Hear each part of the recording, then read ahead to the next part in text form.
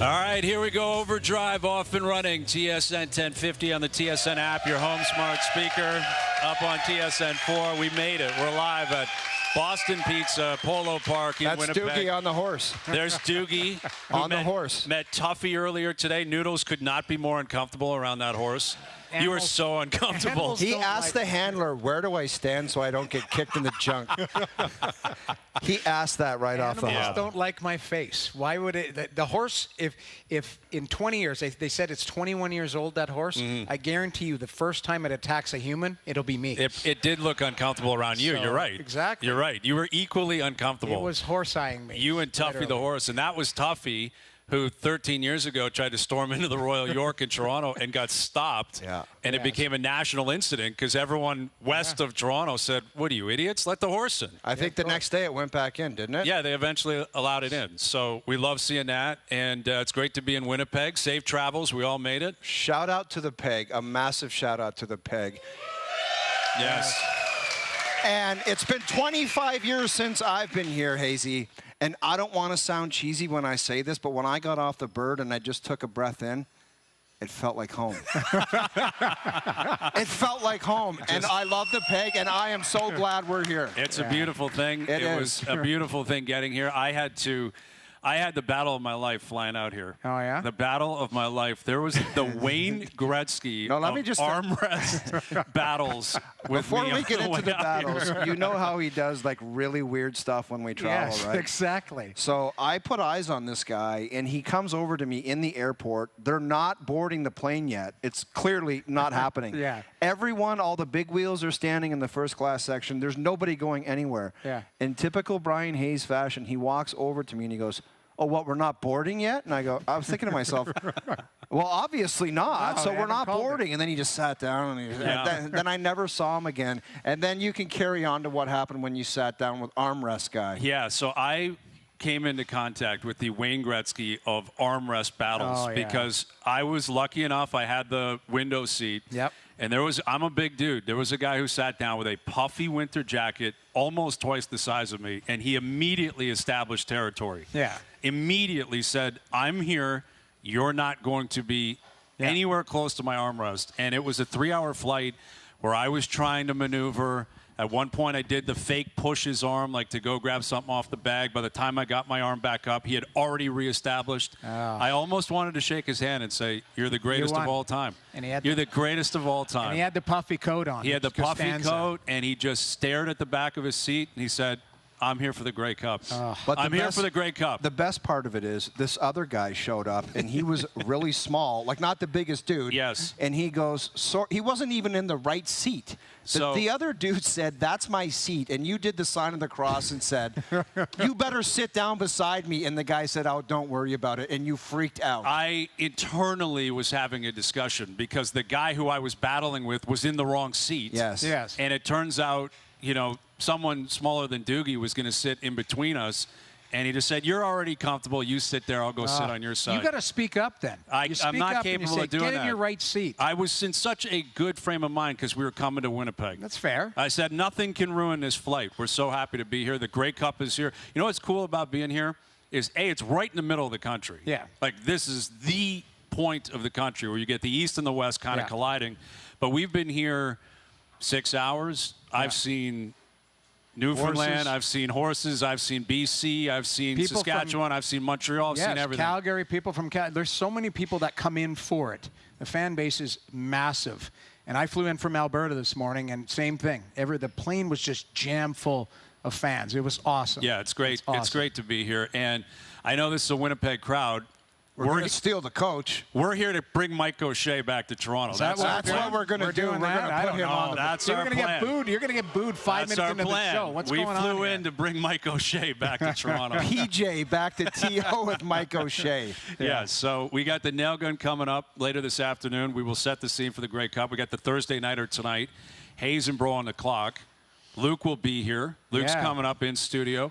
Al's brother's literally on a cruise right now. Really? He's literally on a cruise. Well, Card Depot last week, cruise today, so no contact with him. I have no idea who I'm supposed to pick. Well, I got handed this when I walked in. I love that. And you guys, I don't know if you lay eyes on Milli Vanilli Frauds.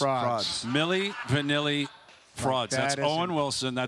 You actually look like you're in your playing days in that pick. That is. That's a stock photo of him playing, for sure. And Luke, that's a Super Bowl pick for him. So you guys actually look pretty good, but that's what I'm looking for. I think there's a lot of Hazenbro support in Winnipeg. I think there is, too. There's a lot of Hazenbro support. Wait until Luke lays eyes on this. I don't know if he's going to be happy or mad or pissed off. You guys are in that Pinto. Or what kind of car are you driving? The Hyundai Pony. Yeah. The Hyundai Pony. Yeah, there it is. Milli Vanilli, the Frauds. Well, so, yeah, Luke will join us. We got the Queen of Winnipeg coming in here later this hour. Sara Orlesky will be here. Put it together. Yeah, Sara. Yeah. Everybody loves Sara. The Queen of Winnipeg will be here. Runs the show. So we look forward to that. And the Jets are actually in Seattle tonight. And O and I, the three of us, we went for lunch. We did request the Leaf game on TV, and that got shut down pretty quickly. Yeah. I don't know. We're going to find a way to get the Leaf game on. You got to do a doubleheader tonight. Right here. Right here in Polo Park at the Boston Pizza. That's right. You can watch the Leaf game and then right into the Jet game. It's perfect because the Jets are on the West Coast. Exactly. So we can all be happy. We can get a Leaf game and we can get a Winnipeg Jet game tonight. And this lineup, I'll tell you what, Matthews not playing tonight. Tanev not playing tonight. Stolarz, Wall not playing tonight. So your number one center, arguably your number one defenseman, both of your goaltenders who are a tandem. Yeah. LA is a rock star team on the road. The Leafs have been pumped 3 straight games. I don't know, man. This is the one they'll find a way to win, though. It'll be so Leafy. The Leafs will find a way to win tonight. What I can't figure out is the goaltender, though, because I don't know if he was pulled after the second period and then he just pulled himself after that, or what happened to the goaltender? Like, is it now listed as an injury or something? It's day to day without any update. Which I don't know, man. Like you kind of need him tonight, but he's not going, so it doesn't matter. Hildeby will be playing. Yeah. And Joseph Wall, we presume, will return at some point this weekend. But somebody's going to go Brian Dable on Joseph Wall, and they're going to be looking behind the tent, and they're like, "When are you coming back out of there?" Just sticking his mug right in. Yeah, that's going to happen. Room. Someone's going to go Dable on Joseph Wall and be like, "Any chance?" Well, that would be Berube, right? Yeah, Berube will shave his head and look behind a blue tent for Joseph Wall and be like, "You better be ready to go, Doc. Come here. I want to talk to you as well." You're right. So Hildeby is Russell Wilson. Is that what you're suggesting? Yeah, that's right. I don't know. They got it. Like Hildeby's got to have a night. Well, they all have got to find a way to pick up a win tonight if you're the Leafs. Every night when you're watching these games, there's been some weird things happening. Even watching last night, I watched that Edmonton game. They looked like they lost in regulation. Mm-hmm. All of a sudden, it's a hair offside, and then they end up winning in overtime. Roslovic again. But they were literally dead in the water with 20 seconds left. Konechny scores. So that's a loss in regulation. All of a sudden, they win in overtime. Like, it's been some weird things happening in the National Hockey League. We have our list. I don't know if we're going to get to that at some point. I think we will. I will say one of my 5 items on my list, the observation list, is the Central Division's the only one that's actually following suit. Stabilizing, It's Colorado, Dallas, Winnipeg. Yeah. Like, those 3 are monsters. They're great teams. Yeah. Winnipeg, obviously, dismantled Vancouver the other night. I think they're going to win tonight in Seattle. I don't think DeCourt's playing. I believe he's still hurt. And it's Colorado, who is the best team in the league right now, based on the way they're playing. They are. Dallas had a bit of a slow start, but they're starting to rock. Yeah. And Winnipeg. Like, every other division has Anaheim or Montreal or Pittsburgh in there, like a team that maybe you didn't. Yeah. Exactly. It's the Central Division, which you could argue is right there with the Atlantic the last 3 or 4 years as the best and deepest division in the league. A lot of good teams there. And they're a lot the of ones talent. that are predictable. But it has been a lot more predictable in the Central. But the league is so jammed up from last place to first place. It's crazy. The parity, I don't know if the fans, do you love it or you're not? Like, that's the thing. Do you like that there's no chance, you're not sure if I think fan bases would like it, Jamie, because their team seems to always have a chance instead of being out of it a month into the season. And one of my things in my observation, you mentioned in the Central Division, we do love our Jets. We hope nothing but the best and for success, but that Colorado team looks like a wagon. And Cale Makar and Nathan McKinnon, they might start bringing home some hardware this year. It looks like, I was talking with Frankie Corrado the other day, and we were talking about Makar. It looks like he might go on one of those Lidstrom runs where he starts picking off some Norrises year after year after year. He's just that good. Yeah. And McKinnon looks like he's that much better than everybody else in the league. So they might have one of those special years where hardware team, hardware individuals, and they have a ton of success. That's what it looks like. I hear you. And to back it up with the Leafs, the lineup, and what we're talking about with the Maple Leafs, one of the other items on my list was speed's killing right now in the National Hockey League. Yeah. If you're not boogieing out there on the ice, you're not doing much. And you notice the teams that are struggling, they're not moving that fast. Well, they're the bigger, more physical teams. Yeah. That's really Anaheim, what it is. Colorado, Montreal, those teams, they're boogieing out there on the ice. They're moving around at a quick pace, and they're having success with it. Yeah. And if you're not doing that, Winnipeg has it, but they just kind of do it in a different way. You know what I mean? Like, they don't have necessarily speedsters. They just play really fast. But if you're not playing fast or moving fast, you're not doing much out there. Absolutely. Well, and they got rock star goaltending. I mean, the goalie's as good as Hellebuck is as good as anybody. And he's so reliable. Every night. Every single night. Like, when was the last time he missed a start?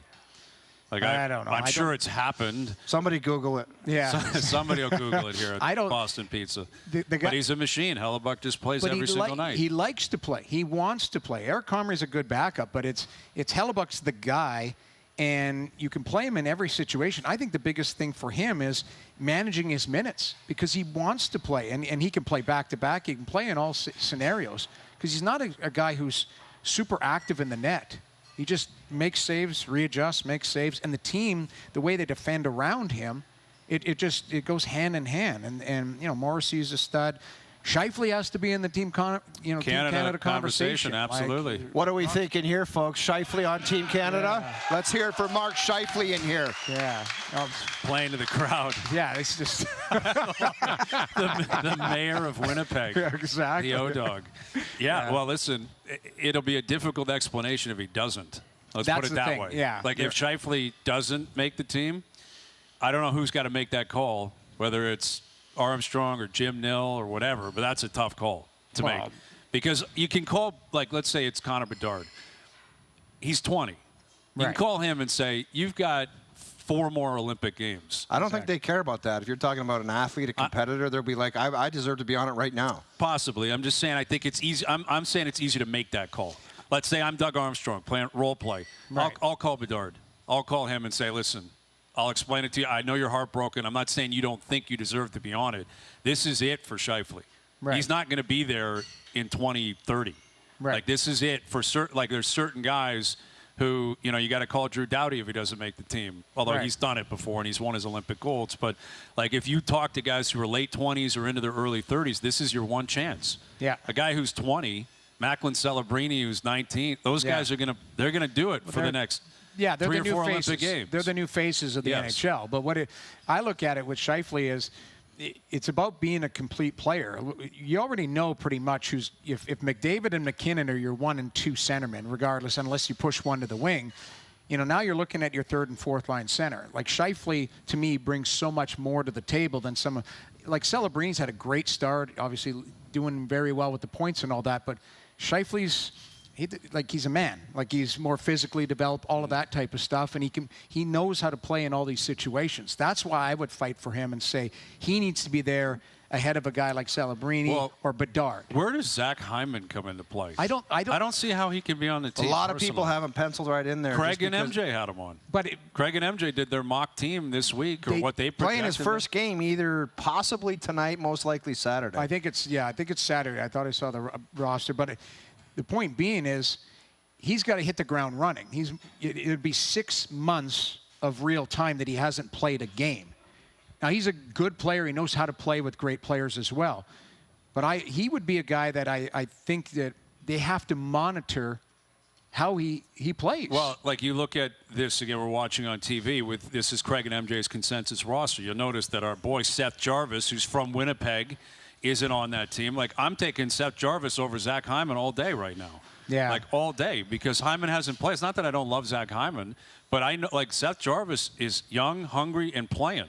And ready to play. Very he was skilled. at the Four Nations, and Hyman wasn't at the Four Nations. Well, one of the things might be, and ultimately it was Mitch Marner who went on the line with Connor McDavid to win the goal in overtime.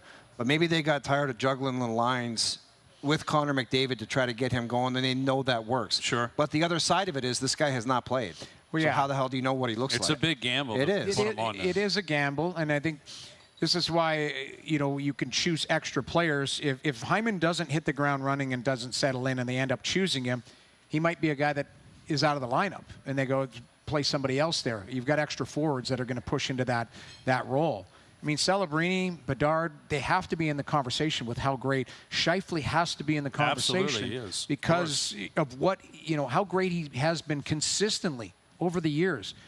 He's not surprising you. I think the biggest thing, we're looking at Bedard, his maturity process, we're seeing a progression. We already know what Mark Scheifele is. You've got years of sample size. That's the thing. They know what Zach Hyman is capable of. He just has to get to that level. Can he get to that level in the next 2 months? That's the biggest challenge. That'll be the question for sure. Yeah. Edmonton, they got a win in overtime last night. And, again, we're out in Winnipeg. Very positive about their team right now. I can only imagine what's going on in Toronto, though, with this lineup this evening.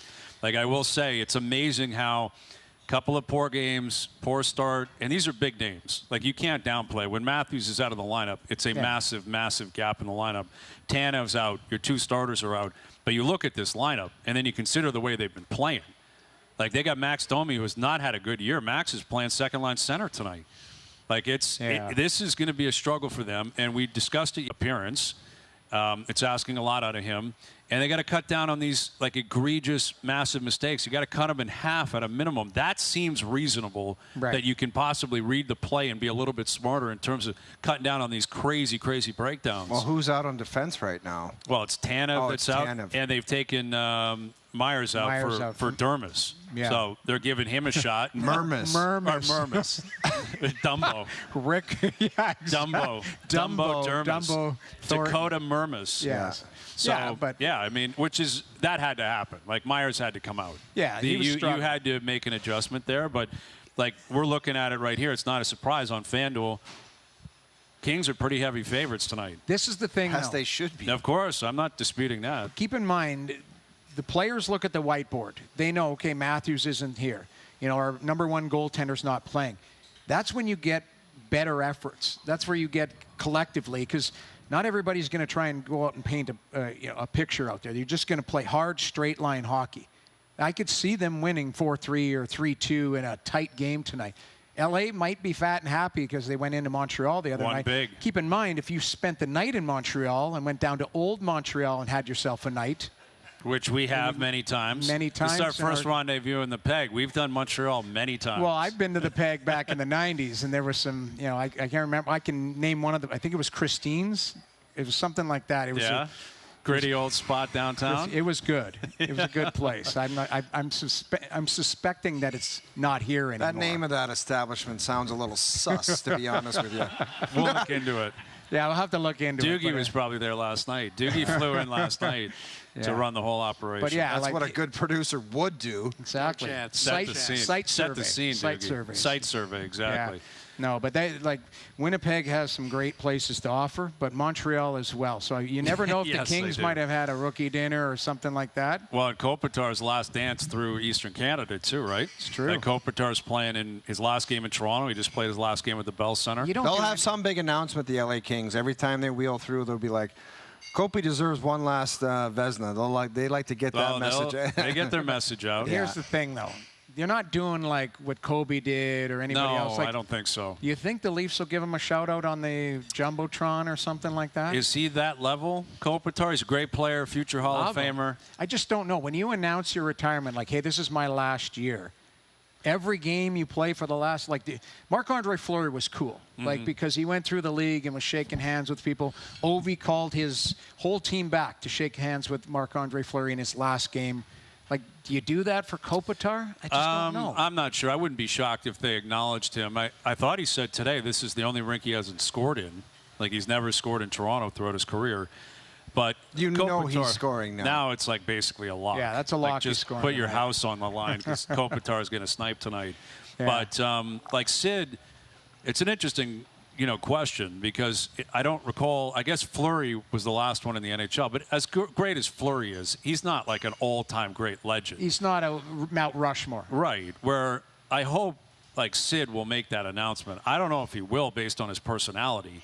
No. But I would like to see that happen. Like, this is my last dance. I'm doing the whole tour. Yeah, same as Gretzky. Last time in Canada, last everything. I think he's worthy of that. I think Sid and Ovi are worthy of going right in that year they retire. That would be cool. I think that they both deserve that. 4 years. Don't like to come up with excuses why it shouldn't happen. It happened for Gretz. It happened for Mario. As soon as they're done, put them in. Well, then Ovi.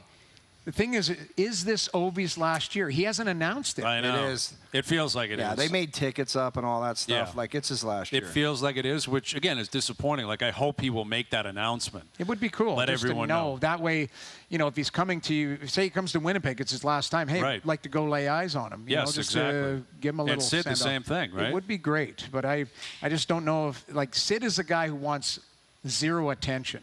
And I don't think Ovi's a guy who wants that attention, but he's a lot more affable when it comes to dealing with fans and stuff like that. And it's more comfortable in the more in the comfortable. limelight, That's I the think. word. But Yeah. Sid is like a Canadian legend. Yeah. Like, I'm saying, as like the 7 Canadian markets when he plays there for the last time, I'd like to believe there's an understanding. Hey, this is it. And it should be. They should give him a shout out. For sure. Sid's one where it's almost ceremony before the game stuff. Yeah. Like, thanks for everything. Because it's not only what he's done in Pittsburgh as a Canadian, he's got arguably the greatest Canadian resume of all time. Well, the golden goal. Yeah, and 2014, and look what he did at the Four Do you expect Nations. a baseball scenario where there's gifts at every stop? Sure, why not? Give him a Harley. Why not? I found the gifts got a little bit crazy. Yeah, they do. And again, at times it's like, are you like you're a great player, but I don't know if your gift works. We've hated you for years. What do you really expect us to Who get was you? it? Was it the Oakland A's gave like a dirty old bottle Miggy. of wine? Yeah, Miguel- $30 bottle of Wolf Blast. Miguel Cabrera. Yeah. Like someone totally forgot. And somebody in the PR department's like, go find us some wine Hey, right did now. you realize everyone's giving him gifts? I'm like, yeah, of course. Yeah. And yeah, it was basically a $30 bottle of wine. Thanks for everything. Yeah. It's been a real pleasure Yeah. watching you play for the last 20 years. Yeah. All right. Sara Orlesky is going to be around the table. Nice. So she will pump the tires of the Jets, the Blue Bombers. Yes. Right? She will set the scene for what we can expect in Winnipeg the next couple of days. So we'll catch up with Sara. We got Luke Wilson coming up. The nail gun Dave Naylor will join us. Leafs in action tonight. We'll tee that up. The Winnipeg Jets. We got the Thursday nighter Hazenbro on the clock. We're live at Boston Pizza, Polo Park, out in the Winnipeg. What do we call this? The suburbs? No, this is downtown, I guess, right? This is Peg Vegas. Midtown. Midtown. We're in Midtown, exactly. OverDrive continues. TSN 1050 and on TSN 4.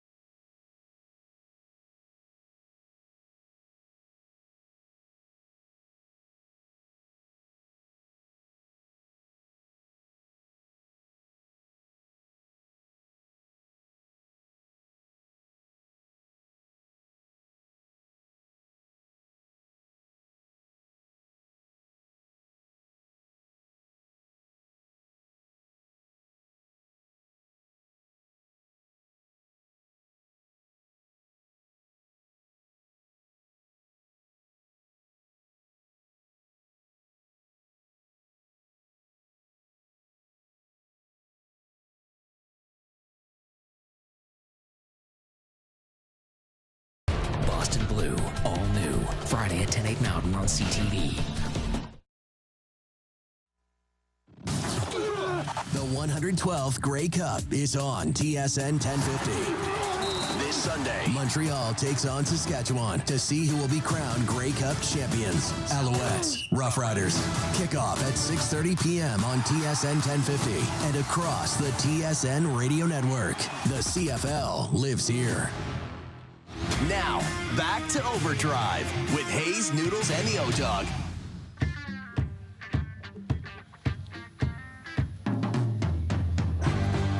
All right, OverDrive continues, powered by FanDuel, bringing you more ways to play your game your way. We're live at Boston Pizza, Polo Park out in Winnipeg. It's a beautiful spot. We're loving it. Everyone has been very welcoming, although Sara Orlesky just walked in and completely rolled over everything we've been building towards. Yeah, We're trying to be men of the people here. We tried to get some street cred around here. Standing ovation for her. We tried. For her. Standing ovation for the Queen of Winnipeg. Great to see you. Thanks so much for having me on, guys. Welcome to Winnipeg. Yes. We love being here. This is amazing. It's a good crowd. Yeah, good crowd. We got a great crowd out here. And we got a lot of fans out in Winnipeg. You sure do. I hear about it all the time. Yeah? Yes. Okay. Especially, I mean, always when you guys were on radio, but especially since you guys are now streamed on TSN as well, and you're available on TV and That's YouTube. Right. People watching all the time out here. He asked a stupid question. Even if Hayes doesn't know anything about Winnipeg. Well, he had a stupid move today. We wanted to do a double shot. He wanted to do Leafs early into the Jets game, and he asked somebody, hey, where can I go watch the Leafs game? And they basically told him to stuff it. Wow. So there's no like secret Leafs like crowd around Winnipeg. He was disappointed to find that out. Well, I mean, I thought part of the reason you were out here was because you weren't happy with the way that things were going with the very Leafs, valid. and you needed to have a break from it. That's true. We were here to escape. Let's have a cheat team for a couple days. The Winnipeg Jets. There you go. We're on it. Will you accept our, will you invite us onto the bandwagon? You guys, you can have the Leafs as your Eastern Conference team. And then you can have the Jets as your Western Conference. Perfect. Huh? That works for us. Because we know that, Noodles, you too. You both have been on the Jets. I told these guys, Sarah, I told them when I got off the plane, it felt like home. It felt like home when I got off that Fresh bird. air, that's what it is. Well, and what Sarah's alluding to is you would pick the Jets to win the Cup every single year. For 5 years in a row. 5 years in a row. We both You took saw it. You saw it. I did. Where it was just like, you know what? They're so good and they're so deep and they're so physical and they've got this guy and they got that guy and then they got their goaltender and it's like they don't get it done. They're kind of a little bit like the one thing in common about the Leafs is they haven't got it done either. But you just fall in love again in the offseason. But you got to think that one of these years, Sarah, their goaltender is going to play like a rock star come playoff time, and he's going to put them over the hump. Yeah, absolutely. And look, he's off to another great start this season. And the Jets easily set the bar very high last year, winning the President's Trophy, and they got off to that historic start, and they're 15-1. And so this year, it hasn't been another historic start, but they're finding their groove and they're getting everybody back. If people hadn't heard, Dylan Sandberg's back in the lineup tonight. He's going to make his season debut, and that's a huge boost for the Jets D. So, Hellebuck, from our perspective, when I think of like the face of the Jets, as a kid, it would have been Dale Hawerchuk for sure. Yeah. Then it would have been Teemu Selanne. Yep. I'm curious who you would, or tell us, I guess, if there's like a known face of the Winnipeg Jets. Is it Hellebuck now? Is it Shifley? Yeah, is probably Shifley is still what I would go with, and I think that naturally, partly too, you look at the forward, you look at just some of the highlight reels. I mean, you see that more so than maybe disrespect to the goalies, but I think that they have a core group that's, whether it be Shifley, Josh Morrissey, Connor Hellebuck, Kyle Connor being here, Adam Lowry, of course, is revered in this city as well. And is such a great captain. Was a fantastic choice of captain. And so they have that core group that's been together for a number of years. And I think that when you look around, those are the ones that people really think embody this Winnipeg Jets team. Plus, goaltenders are lunatics for the most part. Well, I wasn't going to say it. If you look at, I love Hellebuck's media. He'll give up 7. He'll be like, I felt great. You're not going to believe this, but I felt amazing in there. But he had that confidence about about him. And that's from the beginning. From the beginning, and that's why he's so great. But we were talking about it earlier before you came on. What's the noise around Mark Scheifele and Team Canada? Are you trying to create a buzz around here and get him going, or well, what? I think with the start that he had, too, how can you not have him in consideration for it? You look at, I think we're going to see a number of Winnipeg Jets, whether it be on the American team, Canada, Josh Morrissey, I think would be a lock to be on that blue line. And I think that with the way that Mark's been playing, when you look at the season as a whole, he certainly has to be one of the players that's considered to be right there. For sure. So I think it's going to be interesting. You think of the talent that is available to Doug Armstrong and company to be able to choose from for this roster. I think it's going to be really exciting to be able to see what they put together. Well, and if he gets on the team, which we're pulling for him, I guess he can lean on Jonathan Toews too, right? For experience. And I mean, it still almost feels like surreal that Toews is playing, and he's playing in his hometown. Like, how has he handled everything? The comeback, the fact that he's back in Winnipeg. Is he starting to tire a little bit yet? He must be like, I need a breather today. Not playing in 2 years is a long time. He's not a young guy. No. And you think about how much he's played over his career, whether it be on the international stage, obviously, or then all of the playoff runs that they did as well.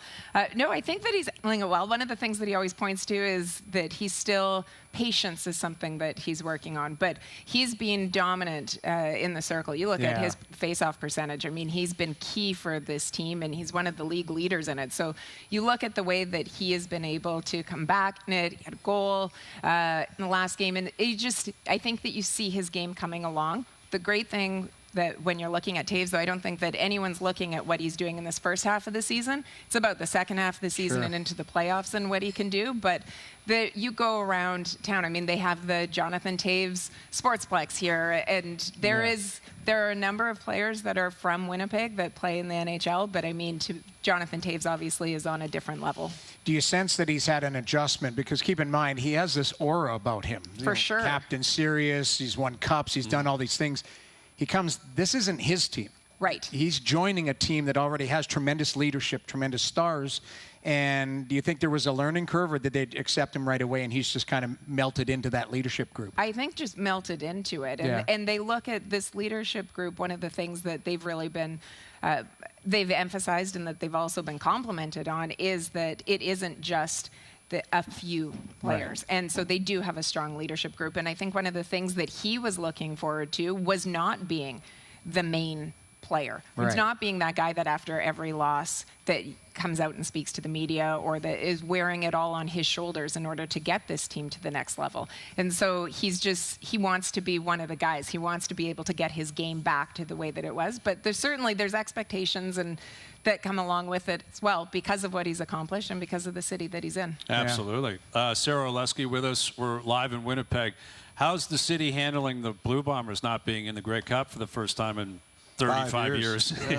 They go every single year. Well, I'm looking around right now. I mean, there's some disappointment. There is no doubt about it. I think obviously everybody was hoping anytime that you host a Grey Cup, everybody's hoping that your hometown team's going to be in, especially with the way that the Bombers have played in recent years. But, this was a season that was not like the other ones that we have seen, and I think you saw the ups and downs that went along with it anyways. But there is nothing, and I don't know, have any of you taken part in a Grey Cup weekend or festivities just in before? Toronto, like being in Toronto. But there's nothing like it. And actually, I was talking with James Duthie earlier today, and we were talking about how it's just the ultimate Canadiana. But there's, especially when it is in the prairies, there's nothing that beats a Grey Cup weekend. It is so much fun. It is the ability to be able to go around and also see so many people that make this a yearly event for them. And so you see the same faces all the time. I can walk down the street and go, oh, I recognize that. That person is an Alouettes fan, or that person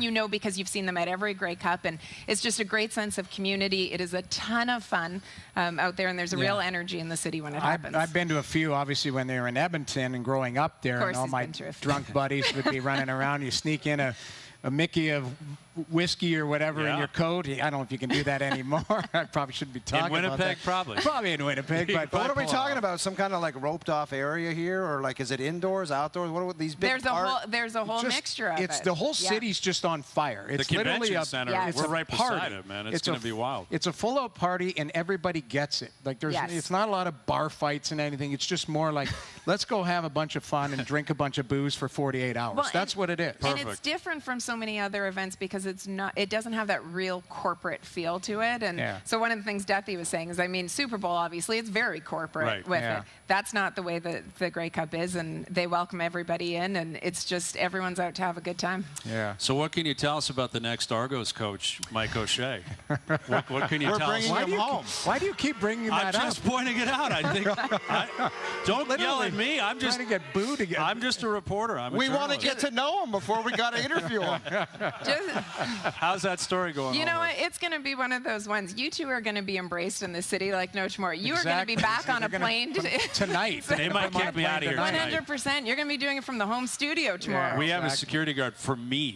Only for me. These guys are welcome. It's only for me. Yeah. But it is kind of weird. Like, does the no contract kind of mean like this dynasty is going to go in a different direction, or what's your sense of it all? Well, I think that it'll be interesting to see what happens. Look, I think that eventually all good things do come to an end, whether that means this upcoming season and whether that means with Mike O'Shea or not, who knows? But you look at the players that the Bombers have had in recent years and their core group, and I mean, they're older, right? And things change. Yeah. Things evolve, and you got to turn over as well. And so I think it'll be very interesting. We've already seen, obviously, with the move of Ryan Dinwiddie to Ottawa and being not only coach but GM, you've seen everything that's starting to trickle down right now, and I think it'll be a very interesting offseason, both on the field and off. So, again, I'm coming off as the bad guy here. I'm just pointing out the obvious stuff. I'm just pointing out the obvious stuff. That's your job as the host. That's right. Thank you. The fact that the Riders are in the Grey Cup in Winnipeg. Yeah. How is that going? We hate that, don't we? Well, we don't like that. We don't like that. We don't like that. See,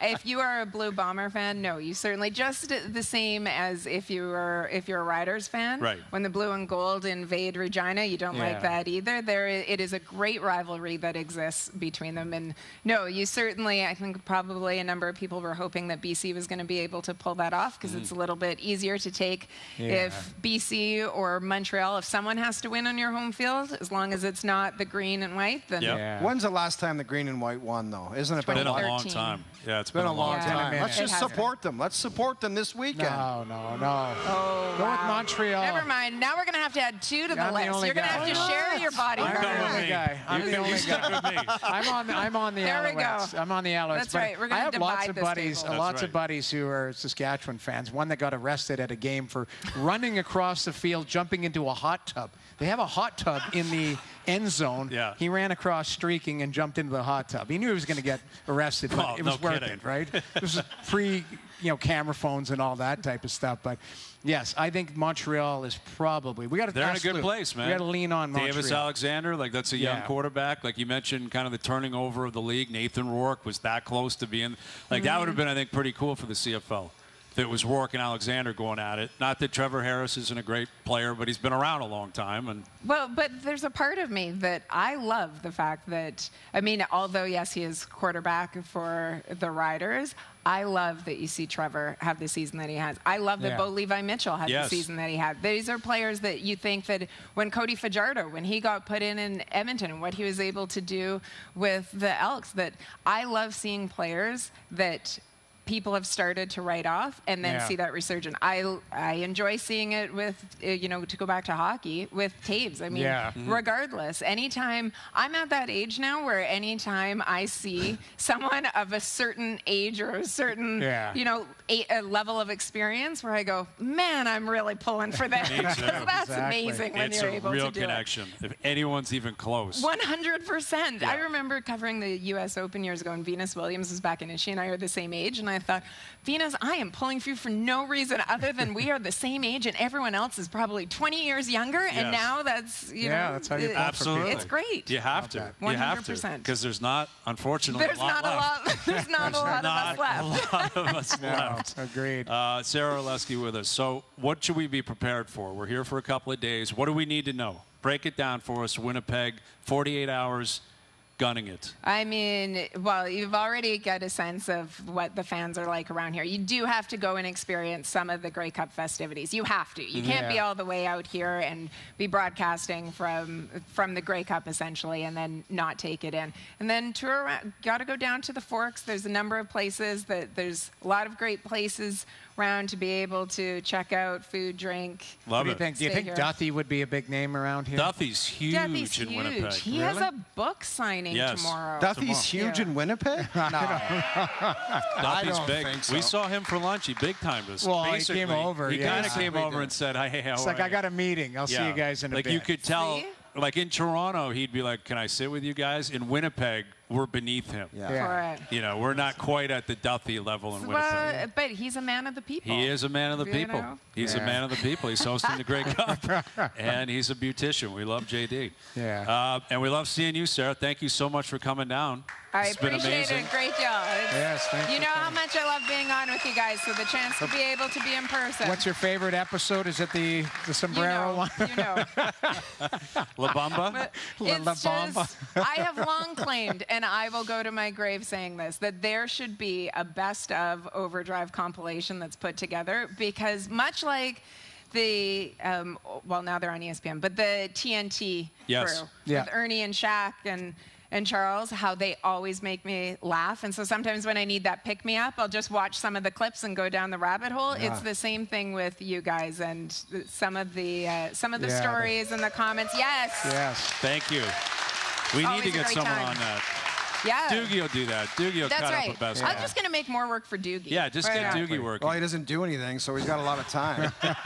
He was Doogie- out riding the horse. He gets the horse. We had Tuffy the horse here. Yeah. We had 7 messages during lunch about the horse. Yeah, you guys, you And want we're to. trying to get ready for a show, and this guy's texting us And then he about was a so horse. proud about it. The I horse know. is arriving at 1:45. Right. We will meet. You guys can meet the horse. No, the first one was the horse is going to be in the lobby. You guys going to meet me in the lobby? And we're like, the horse is going to the lobby, huh? Yeah. And then he wrote, don't worry, the horse is at Boston Pizza. Yeah. Thanks for setting that up, Doogie. That's how high maintenance we are. We make the horse come to us. Yeah, the horse came and met us. You know, We'll be at the Boston Pizza. you can meet take us up the guys there. out of Toronto. That's but, right. That's right. There's a corporate vibe. I know it's uncomfortable. I know it's uncomfortable. All right, Sara Orlesky. We love seeing you. It's so great to have Thank you you here. very much, guys. The Queen of Winnipeg. All right, Luke Wilson coming up. Luke will join us. The Nail Gun coming up as well. Back into the Leaf game tonight. The Jets, our Jets, the Winnipeg Jets, not the New York Jets, the Winnipeg Jets in Seattle tonight. We'll get to that as well. We're live in Winnipeg. Boston Pizza OverDrive continues, TSN 1050 and on the TSN app.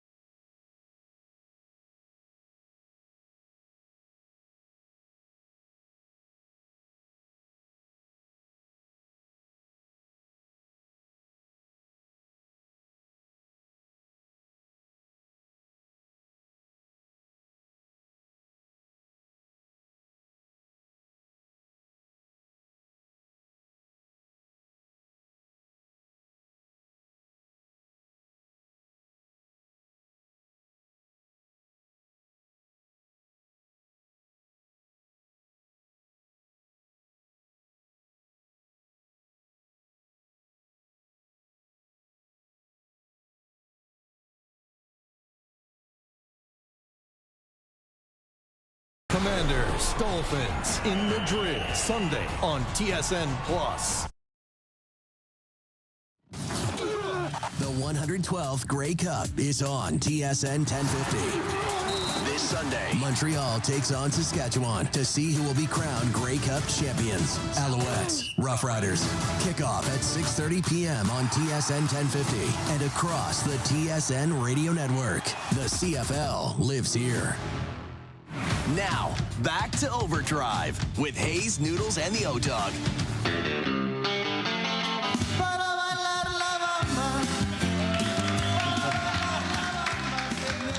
I just wanted to give a quick shout out to Danielle Bain. Yes. Yes. Danielle's the new queen of Winnipeg. The new reporter in the Winnipeg Bureau. Yes, in the house back there. Great to see Danielle. It's great She to said see her. something a little bit weird, though, at the beginning of the show when we met her. She said, I think I'll be more popular than Sara Orlesky within a month. And I thought that was a little bit crazy. Uncalled That for. was, yeah. Uncalled for. But I like the confidence. I do, too. I appreciate the I do, confidence too. greatly. Yeah.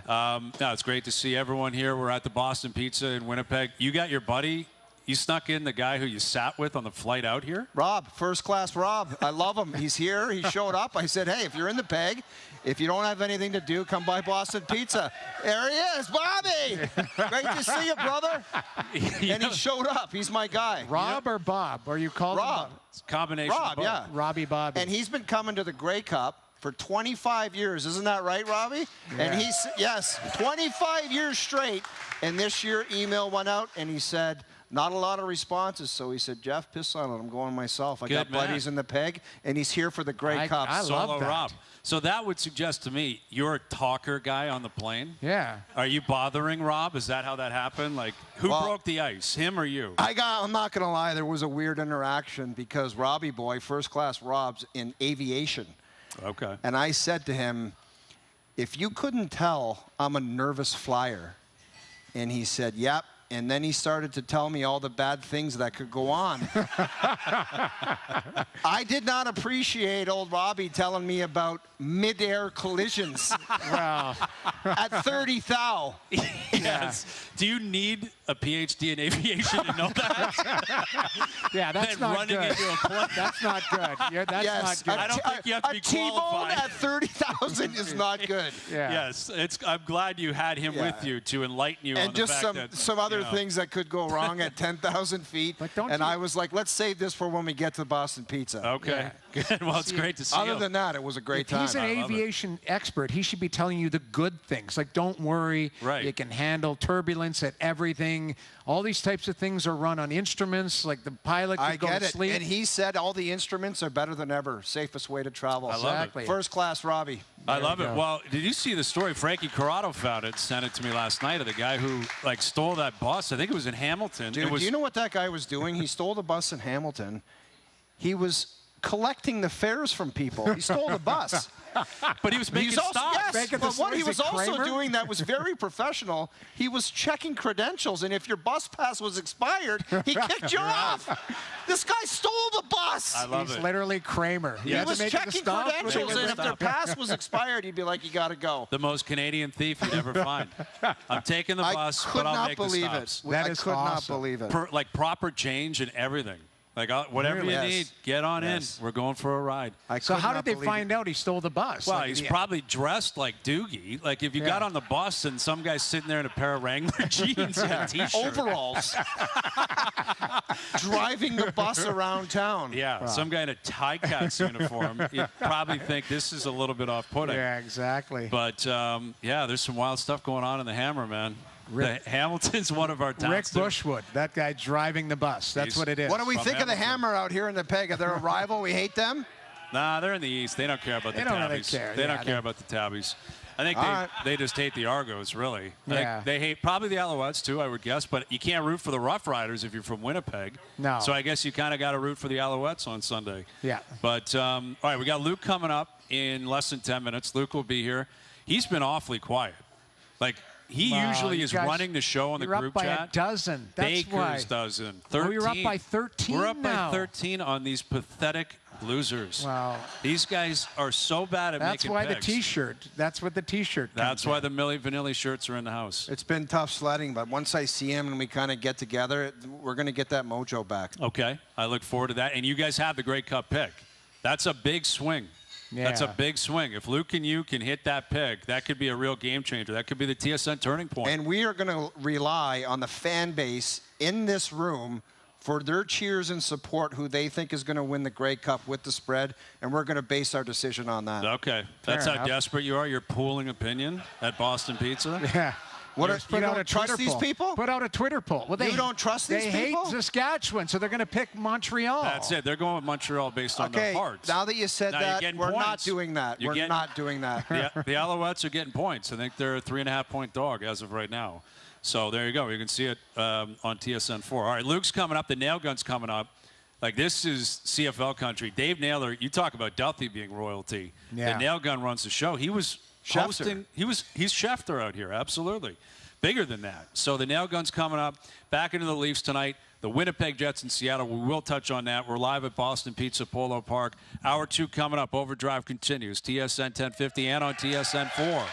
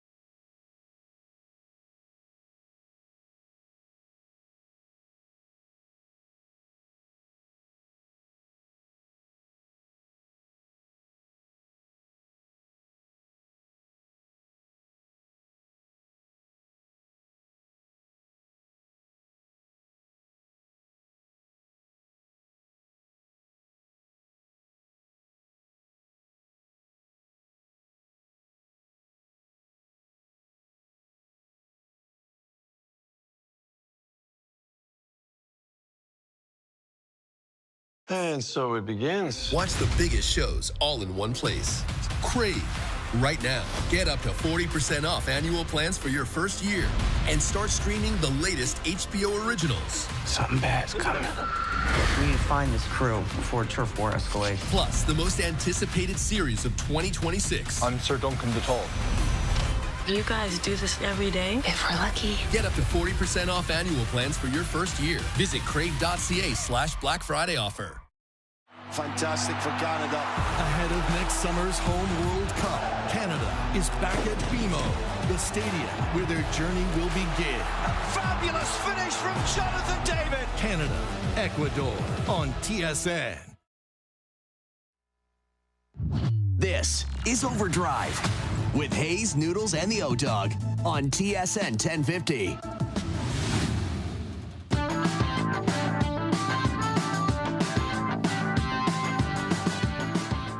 Hour 2 OverDrive continues, powered by FanDuel. We're live in Winnipeg. There it is, the Grey Cup. The Grey Cup is in the house. Love it.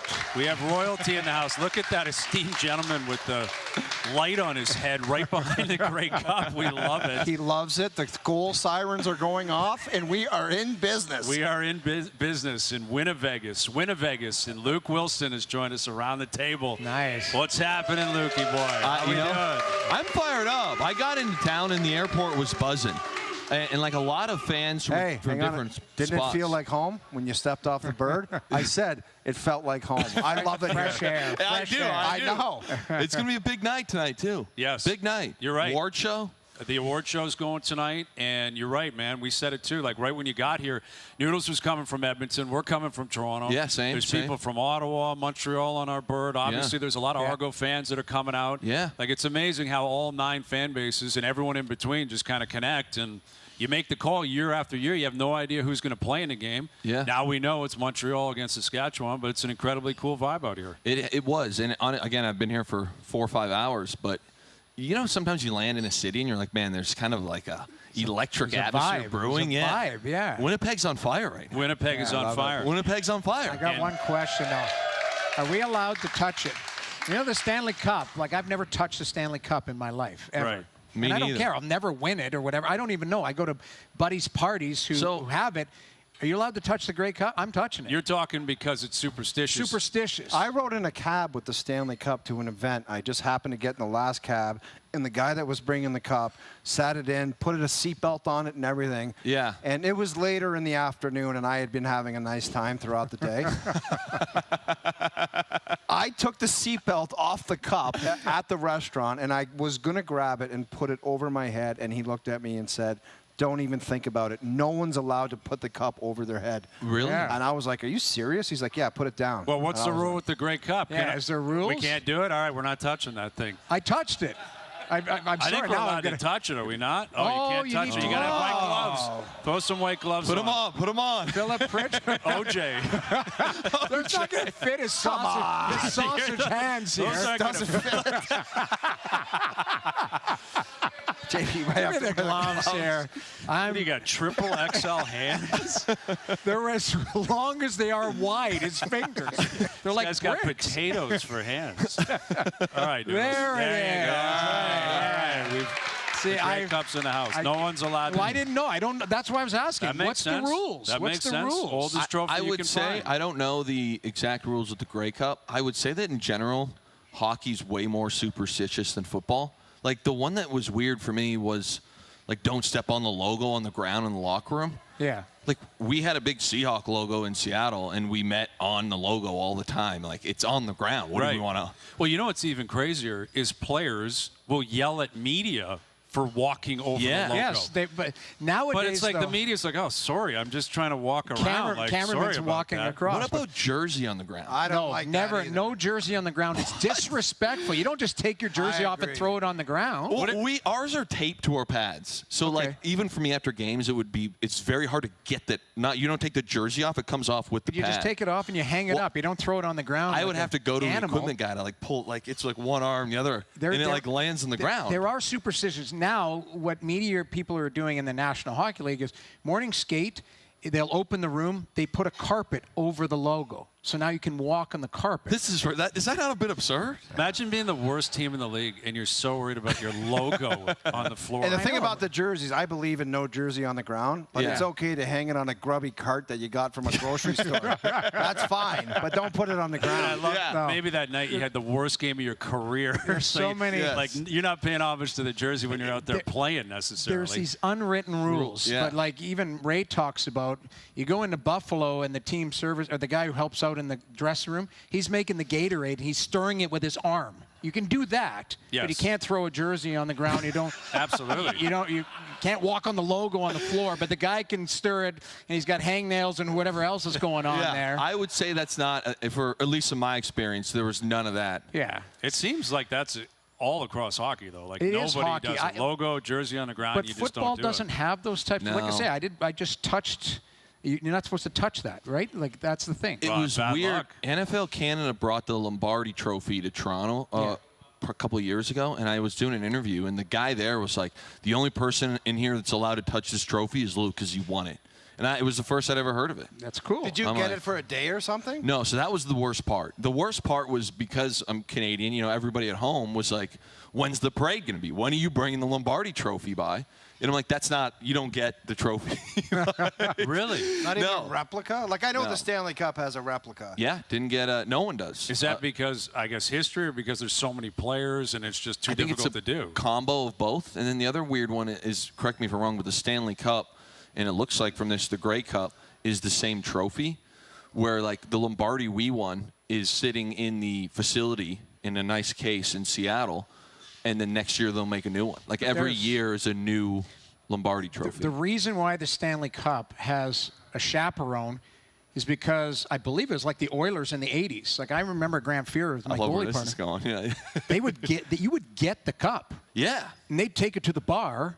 And then Mark Messier would bring it to a strip club in St. Albert called the Bruin Inn, and it would stay there for 4 days, and then the cup would go missing. Fierzy told me a story. He's like, me and Glenn Anderson were drinking one time. We forgot it. A cab driver had to bring the cup back to the rink because they were just like, they just left it there. That's amazing. So now it has a chaperone, and, I mean, these parties, you hear these parties. I believe the cup got injured. I don't know if it was injury, but it got on the IR. It was at Vinny Pantera's house in Dallas when they won it in '99, and they threw it out of the window, tried to put it in the pool, and they didn't make the pool. It bounced, and then so it dented or something. That's trouble. That's going to cause a problem. Yeah, absolutely. So you didn't even get a replica or anything, like a replica this big, nothing? Nope. That sucks. Yeah, I agree. You can make your own. You get the ring. I don't know if that is anything. Oh, the ring is obviously awesome, but you want to just have like a replica trophy that sits in the back of your studio. Totally. That would be kind of fun, but no, nothing like that. Yeah, maybe that should happen. And the owner gets it first too, doesn't in the owner? NFL, in the NFL, like the owner gets the trophy. Basically, every other sport but hockey. Every other sport, like in baseball, they get it. Totally. And Larry O'Brien goes to the owner in the NBA. Like, they'll shift it off pretty quickly, but the owner's at the forefront of the win. I loved our owner. May he rest in peace, Paul Allen, Microsoft guy. So I didn't mind that. Yeah. He was like one of the coolest guys of all time. I didn't think he actually knew anyone's name, and I got hurt one year, and he came into the training room and was like, hey, Luke, whatever's the matter with your knee, don't worry, we'll make sure you have the best care. And I was like, whoa, Paul knows what. You're like, can I get some stock? That's what I'd be asking. Yeah, no kidding. You guys are one of the wealthiest Steve Ballmer. guys You could have been Steve Ballmer. Ballmer came by the facility a couple times. Really? Yeah. Is he a lunatic in person or what? He seemed like what you see on television was very, very similar to what he was like at our facility. And the Clippers are awful this year. Bradley Beal's done for the year now. Like, he's getting sued by that tree planting company. Like, it's a the fake mess. one. Yeah, the fake company. I think Steve that happens Ballmer, a lot more than people think. I love that. Under the table stuff? I'm sure it does. I love Steve Ballmer. But At least he's trying. Yeah. He's trying. Like, good on him. Yeah, I'm with He's you. one of the 50. I think he's the 15th most wealthiest person on the planet. He's one of them. Spend the money. Yeah, my favorite owner in sports right now is the Colts. Yes. Ursay's you daughter. love the daughters. She's the best. The one on the sideline. Yeah, she's the and with I'm the telling you, clipboard. that level of accountability, you're going to start seeing more people in the NFL do it. Here's my concern with her quickly. Yeah. I think she believes in Danny Dimes.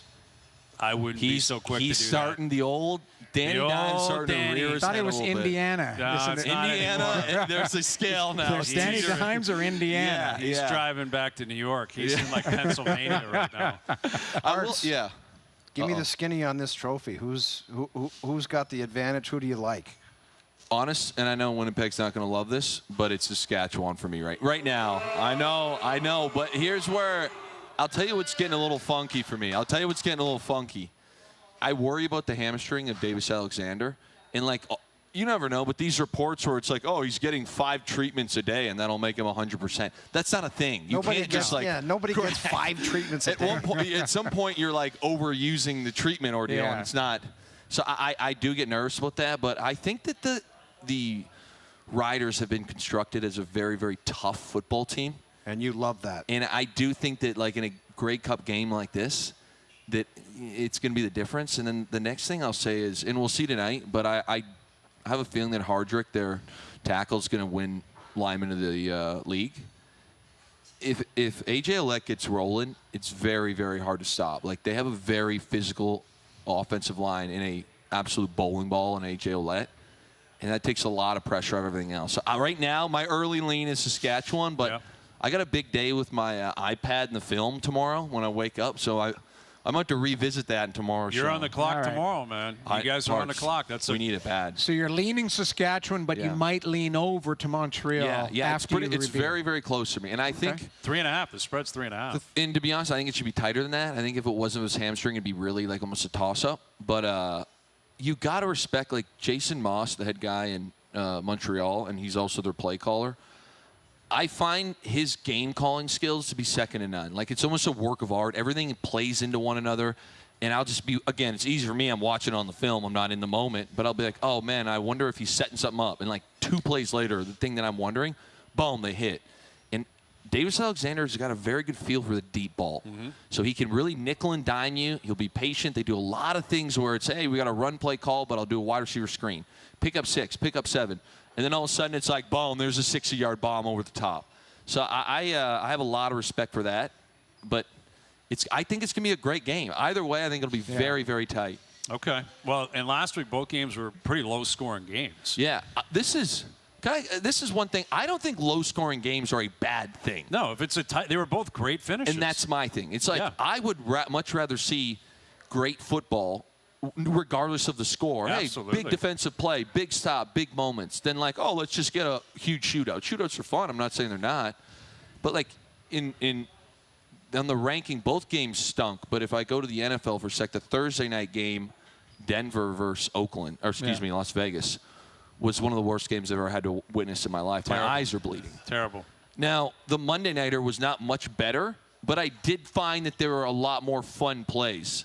You know, Micah Parsons is running around. Brandon Graham came off the bench or came out of retirement, made a few plays. The new guy Phillips from Miami made some plays. So, like, again, for me, if this game ends up being 17-14, but there's a ton of huge moments, That's a great game. I love that. Yeah, I love that. Game. Absolutely. Luke Wilson with us. We're live at Boston Pizza in Winnipeg.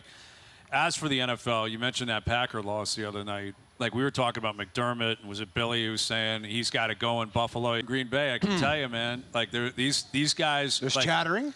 Yeah, people in Green Bay are not happy with Matt LaFleur. I understand that. What about for the simple fact it's just been a long time? Yeah. He's been there a long time. And he wins, but they went all in. When they went out and got Micah, it was like, you got to make this cook. Totally. Right. And he's an offensive-minded coach, and the offense has been dreadful the last 2 weeks. And it's the biggest gripe is the moments where it's brutal. And the first one was it's a 3-point game. It's 3-0. You're marching there. You hit Christian Watson. I think they got down to like the 9 or 10. And it's like flag, illegal formation. How are we not prepped? This is not week 1.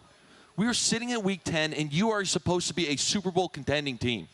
Like, to me, that is coaching, that is prep, that is practice. And then, again, it's 4th and 1, and you get up there, and it's funny because I listened to the mic'd up version of it, and as they're coming up to the thing, I go, they're going to run this football. Yeah, you knew it was coming. It was so predictable. So did Philly. Yes. Philly's middle linebacker, I believe, starts screaming out exactly what's going to be called. Yep.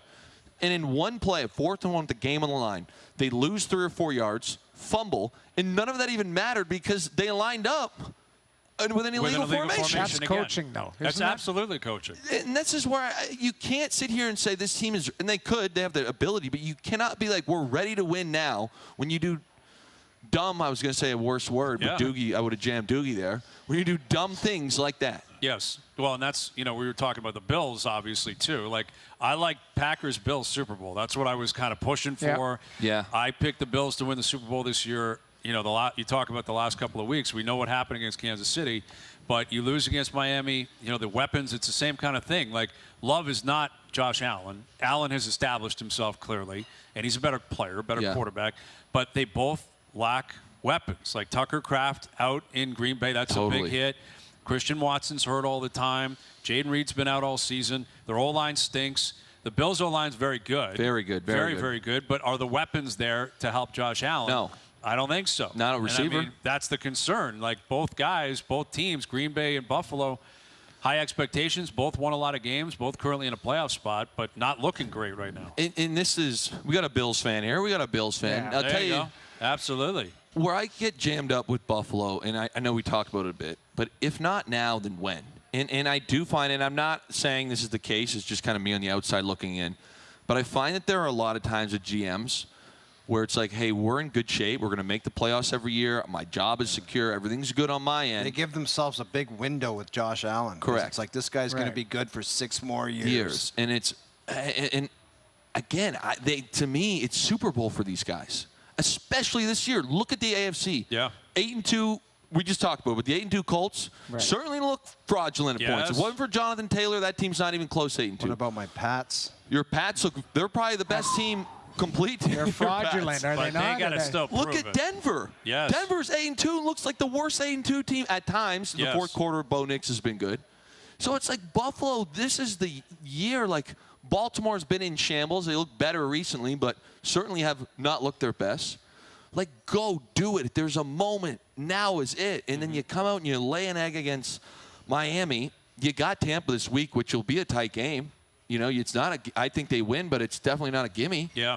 Well, Josh Allen and Baker, I guess, are boys. Have you seen them going back and forth? One of the funniest. When Josh said he wears 2 gloves to golf. Yeah, did you see that? Allen took a shot at Baker. I was dying. Why don't we play it? Because I think Baker set the tone, right? I think Baker took a shot at him first, and then Allen responded. Here's Baker Mayfield, Josh Allen leading up to Sunday. I have to walkie-talkie to him because he's so damn tall, so I can't really have a face-to-face conversation with him. But, in Buffalo, it's cold, it's rainy. Even though he's 6'10", his hands are small, so he better wear his gloves. I like that. So that's him setting the tone. Obviously, they're buddies. Do we have the Josh Allen clip, too? All right, here's Allen responding to Baker. Doogie's sport coat right now is electric. Oh, it's I know, the best. We're having issues with the clips. But look how Doogie is sending a vibe out in Winnipeg. This guy he's the best dressed guy in Winnipeg. He is. He looks phenomenal. Yeah. Do we have it? Whatever. Somewhere I guess we don't I've have never it. seen Doogie with the sport coat on. Can't get it out to Polo There's Park. a naked mannequin across the street at the mall. He stole it off a mannequin. He's a wanted man in Manitoba. Okay. I guess we evidently don't. But he took a shot at him and said Baker plays golf with 2 gloves. He's that type of guy. He's Aaron Rye. He's the Aaron Rye of the NFL. And Tommy 2 Gloves. Tommy 2 Gloves. I did think, I saw something on TSN today. I thought it was kind of funny. Again, the Winnipeg fans might be a little upset, but Trevor Harris made a comment about how he thinks the team with the best record should have the home dressing room. I found it a bit interesting, and I know that it was I don't see a recently problem changed. with that. I agree with him. But coming into this thing, I could see how that'd be a bit weird. Like, what do they do? Flip a coin? No, they do it. They flip every year. It's like East or West is home every other year. Okay. I can see that. Then there's no problem That makes sense. I mean, I think the issue they have is there's potential for a crossover in 2 teams from the West or 2 teams from the East. Yes. Like, it's possible. Better record gets the home dressing room every time. I think that would have really stung a lot of Blue Bombers fans to have the Riders in their home locker room. You want to talk about? Is that true? Yeah. I think that would have Especially if there's cages. You want to talk? Imagine that. You guys are talking about stepping on logos. Imagine being like, oh, like our tribals coming here to play the Grey Cup and they get our stalls. Yeah, that would sting. That'd be tough. Yeah. Well, as for the game tonight, the spread is what, 12.5, Doogie? Enjoy this pick, buddy. This is a tough pick because it challenges my partner, who's currently cruising through the Bermuda Triangle right now. So we can't even be naked. We can't even be card show cruisers, man. I'm in shambles. It's pretty wild. This guy is Card Expo last week. cruising this week. He's a Dos Equis man. Charcuteries next week. Like, who knows what the hell he's going to be doing, but he picks winners and he sees the boards very clearly. I haven't been able to contact him, but I'm picking up on a vibe, again, from the Bermuda Triangle. Please. Yeah. And we are in Winnipeg. We are in Winnipeg. Yes. The home of J-E-T. The Jets. No. The Jets? Jets. You're taking the Jets? We're taking the points tonight. We're going to take the points. It's way too big of a spread. That's Here's why. insane, New man. England just beat. I would have taken the Jets. You Which, have to be to honest, take the this year points. means I probably would have lost. But. Well, that does concern me. I wish you didn't say that. But the Jets actually have been winning some games. Now, not against great teams, but they have been winning games. They just had a bye where they seem to reset to an extent. Justin Fields can run the ball and I think get in the end zone a couple times tonight. For me, it's a letdown game for New England. I think they're still young. It screams they look they're past looking at where we might be screams. I'll tell you where. What did you think about what this guy just said? I think it's absolutely Jets insane. covered tonight. 12.5. That's way too 12.5 on a Thursday. I would have. Yes. I would have taken the Jets tonight. Isn't there a? But there's a but. Sorry, go ahead. No, you go ahead. New England's run defense is electric, very, very stout. And as we know, as Woody Johnson informed all of us, the Jets do have a quarterback right now that's having a hard time completing passes. So I could see this thing getting into a 3rd and long. The scramble's not there. We throw a pick, and if we get a pick early, and all of a sudden it becomes a 14-point game early, this thing has the makings of being 35-3. No. I don't see it happening tonight. I think we go up 2 touchdowns this evening. We need to stop the bleeding. Like, if we go up 2 touchdowns. Don't, like, part of it is we're missing. You guys haven't missed. No, we are seeing the board as clearly as anyone in the history of gambling My worry, has seen though, the board. isn't there a saying in New York, the Jets will Jets? Yes. Yes. That's what worries me. You're right. They lose by 12 tonight. Exactly. They'll lose by 12 They lose by 12. Now, I do think what does help in a weird way. I mean. This shirt is just so incredible. Shout out to the guys who brought that. Look at Milli Vanilli. You guys actually look pretty good in those shirts. I got one from my party. You know what? When we make this iconic comeback, I might wear this on the show. In 3-4 weeks, when we're sitting dead even. You wear it all night. Sports Center, everything. Yeah, these guys. The boys hooked us up, man. Yeah. There's a lot of. This is Hazenbrook country. No way. This is Hazenbrook Absolutely country. not. In the prairies, they love Al's. They got whales out here. No, Al's brother would get mugged here. They would people would be mad at him. They'd be pissed off with his arrogance. Yes, they Al's don't like brother, the arrogance. That's does. the thing. Like they He's like got people that down to earth. Right. Like that's the thing. Hayes, they like you. Al's brother, they'll hate his face. I'm not sure how much they love me out here, but it's all good. Well, you keep talking about Saskatchewan. We're bringing Mike and Shea back to Toronto. That whole thing, obviously I'm new with CFL, but that whole thing is very, very strange. Well, like, what did you make of Dinwiddie jumping ship?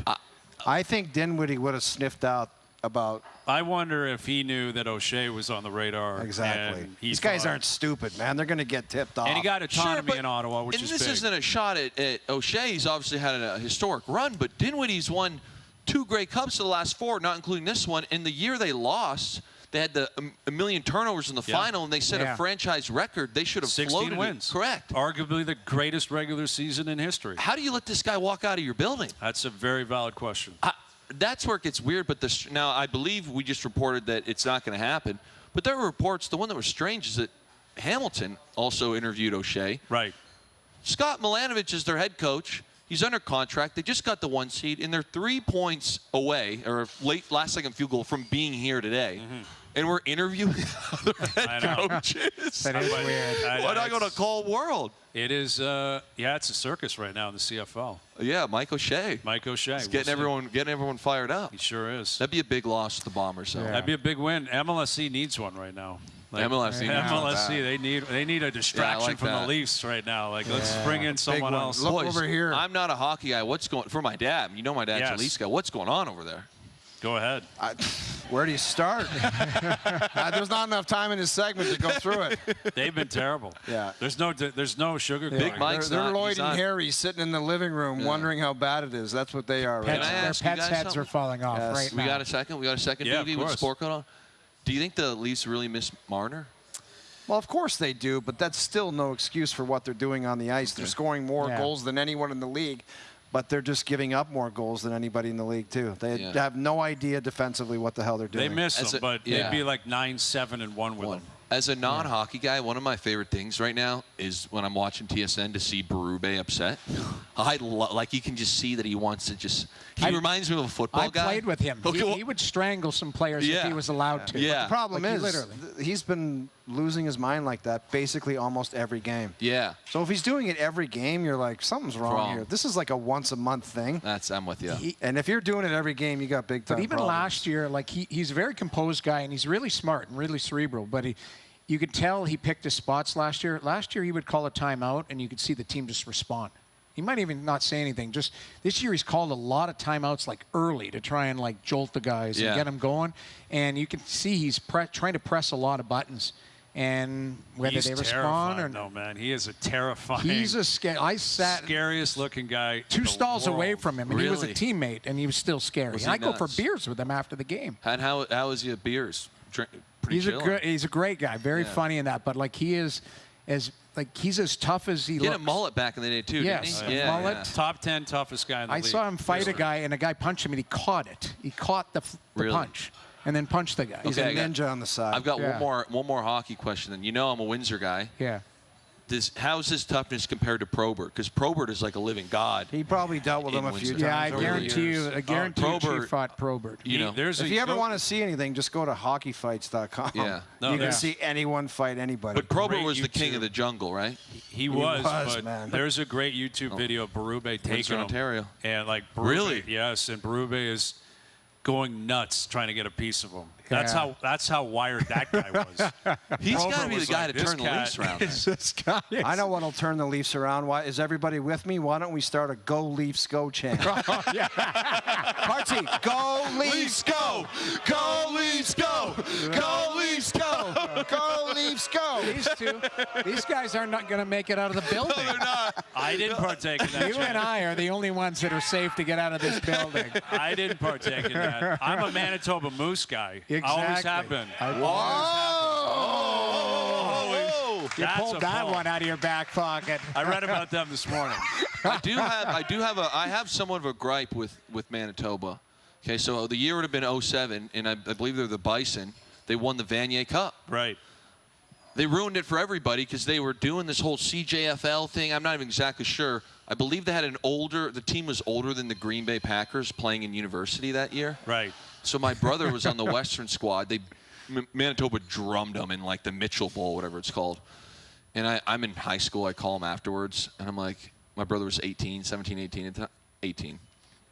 And he goes, man, I got smoked by like a 28-year-old. And he says to me as I'm getting up, isn't it past your bedtime, buddy? I love and they had to put rules in afterwards, so you can't, it's like a certain age now. That's great, man. I appreciate that. Yeah, you gotta bend the 2007, rules, Manitoba man. Bison. Gotta bend the rules. Like, that's a Steve Ballmer play. Yeah, exactly. That's a Steve Ballmer play. 40-year-olds playing against kids. Yeah. All right, you guys ready to rock? You two buddies again? A little pep talk? You guys gonna go in the corner and come up with a plan? We're ready to rock.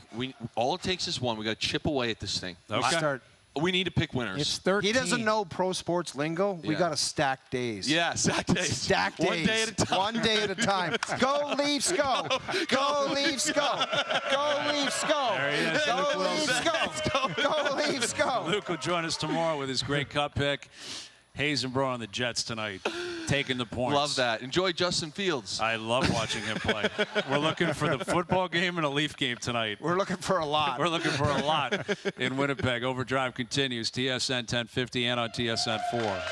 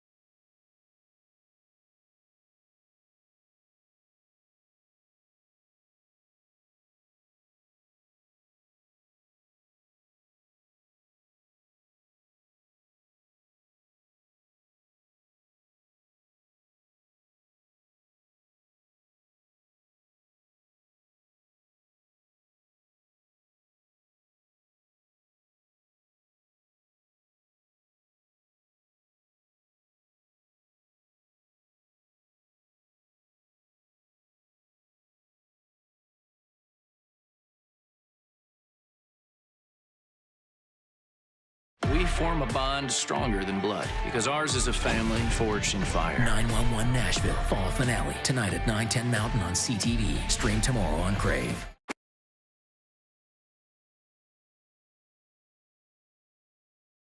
Get a full year of the biggest moments in sports for 30% off with TSN's Black Friday deal. Unbelievable! Regional NHL, the NFL all the way to the Super Bowl, PWHL, NBA, World Juniors, FIFA World Cup 26, and so much more.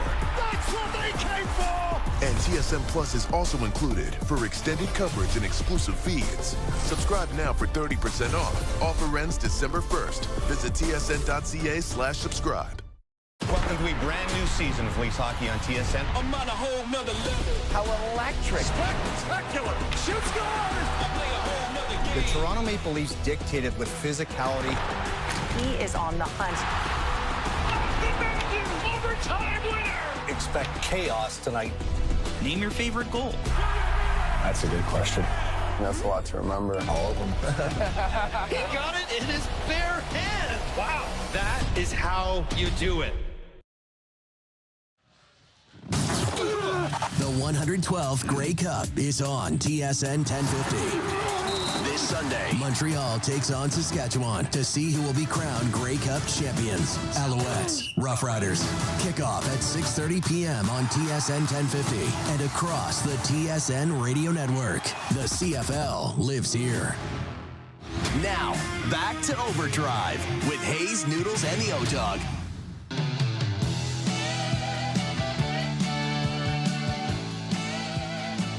We now have Dave Naylor joining us around the table, and we have to bring some good news because I just did a Go Leafs Go chant for the people in the Peg, and they hated it, Naylor. Yeah, they hate your guts. Tell them their coach is staying. Bring some good news. Tell us some good news. Oh, boy. Yeah, this is the drama that has been playing out. Like, if you'd ever told me that the 2025 Grey Cup week would see Mike O'Shea getting on a plane on Monday of Grey Cup week and flying to the Big Smoke and spending 2 days hanging out with the MLSE brass. Yeah, it's no good. And going quiet otherwise. How about parlay it with the OverDrive boys going the other way to Winnipeg? Yeah, going the other way to Winnipeg, we're in man. the Peg. They're in the Peg and O'Shea's in Toronto. I love it. Unreal. Yeah, no, it's been a weird week that way because, if this is going on in the Grey Cups in Vancouver, yeah, it's a pretty big story. Mike O'Shea's a huge character, but with this team, I mean, this is a market where they did, 33,000 plus every game. I mean, this is a highly, highly engaged market. Yeah. And to have Mike O'Shea potentially walking out from the market in the middle of Grey Cup week's unreal. Let's just be real. When they have the second meeting, isn't that kind of game over where they might be doing something? The second meeting's pretty dangerous, isn't it? It is, and I think there's a whole question of, Mike knows what Winnipeg is. He's been here for 4 contracts. He's gone to 5 straight Grey Cups. Why does he take the call if he's not going? That's one of the arguments. But I think O'Shea is a guy who's very tough to read. Like, as a journalist covering him, he's very Bill Belichickian in his coaching style. Doesn't give away anything. When a guy has a serious injury and he's not going to be back, Mike doesn't even want to say he's not coming back this year. Like, really? Nothing is kind of conceded or given. And the one thing I would tell you about this O'Shea situation, I don't think the Bombers know he's gone. And I don't think the Argos know he's coming. I think both sides are sitting there going, the only person who knows is Mike O'Shea, and we're kind of waiting. I think the Bombers are preparing to pivot. So is there X waiting for him from the Bombers, or is there nothing waiting for the Bombers? Because if I'm a coach and I'm looking to go somewhere and there's nothing for me to fall back on, I'm like, you're out of the picture, period, because you're not even showing interest. So I'm out. I would say my understanding is there is an offer on the table for Mike O'Shea in Winnipeg. If he wants to be back with the Bombers, he can sign it any moment. That's my understanding. Fair enough. In Toronto, it's a little more complicated, I think, because they have a situation where is Pinball Clemens staying as GM? Is he moving on? Who's going to do personnel? Like, I think O'Shea's concerns would be, who am I answering to? Who am I working for? Who's finding players? And how's the decision-making? And I think what Toronto's approach to this is kind of like, well, Mike, you tell us what you want, right, and we'll accommodate. You have to tell us what you want before we can cut to suit. Did Dinwiddie leaving, did that surprise the Argos? Like, what? How does that connect? Like, was there any connection where he sniffed this out? Yes, or were the Argos already kicking tires on O'Shea? Exactly. Like, I don't think so, but maybe. And here's what I mean. With Dinwiddie, it was, they had a conversation. They talked about some things and some possibilities. And Ottawa made a call just to see if he was interested because they had the strategy of we're going to give you both titles and get you out of your contract in Toronto. Yeah. And he at the time, the arrangement was that he was going to circle back to Toronto. I'm going to take this interview in Ottawa. I'm coming back. I'm going to talk to you guys, and we can see. Yeah. He takes the interview in Ottawa.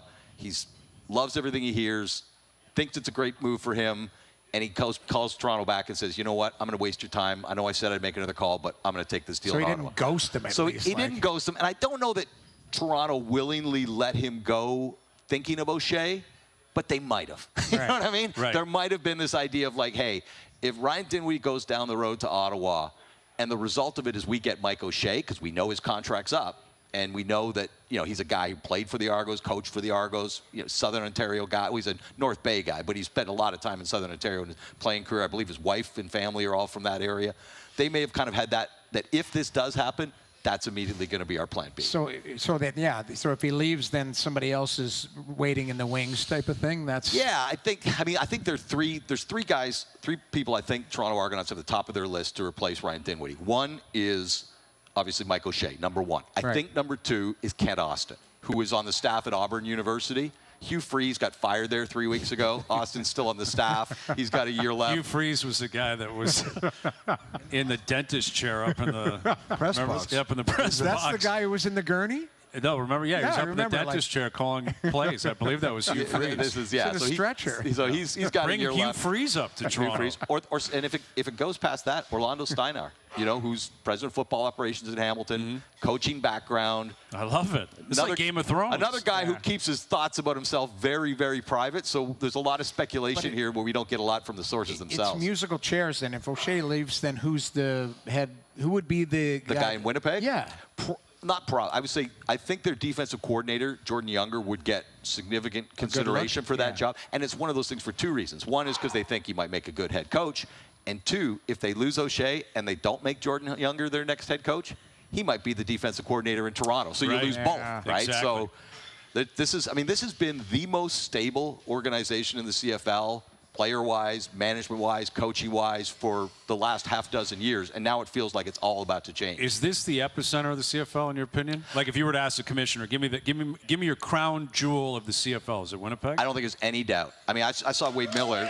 No, I'm not saying that here. Playing to the crowd. I saw Wade Miller last night at our media party that we had, that Wade basically put on for us. I saw Wade last night, and I said, Wade, I should say to your face what I say all the time behind your back. I have never seen a CFL team, like, as a business, run as well as this one. Like, clicking on all cylinders, merchandise, media, tickets. I mean, in this day and age, selling 33,000 tickets to anything is hard. Yeah. You know, and when you think that, again, it's not like you can't do not all apologies to Saskatchewan, you can't do it's the only thing they have thing, right? They got a top 5 NHL team in their market. Right. Yeah. And they're still able to drive revenue. I mean, they made $7 million last year, $6-7 million. That was before all the sellouts and the Grey Cup. I mean, what's the number going to be this year? Right. We're talking about a CFL team making $12 to $15 million. Are you serious? Yeah. That's impressive. That's big time money. Well, as for the game, Davis Alexander, quarterback for the Alouettes, has been, front and center. Let me read the update. This is our boy Matt Chinetti who just sent this out. Davis Alexander says his hamstring treatment is massage, ice, ultrasound laser, stem treatment. Says his hamstring feels great. Jason Moss, his head coach, said, watching him throw, watching him move, I don't know if you could tell anything was wrong with him. End quote. Are you buying that? And what about his record? Don't you buy his record? Well, he's young, though. I mean, I hear what you're saying, but he's been lights out down the stretch. Clearly, he's been great. He's 27 years old. He's not buying it. The look on his face, he's not buying it. I wouldn't buy it either. I mean, I think you have to say this. You want, especially at that position, you got to ooze confidence throughout your locker room and make sure everyone believes that you can go. We're not going to know until he takes a snap on Sunday night. No, I think the big thing I want to see is the first time he has to hit go.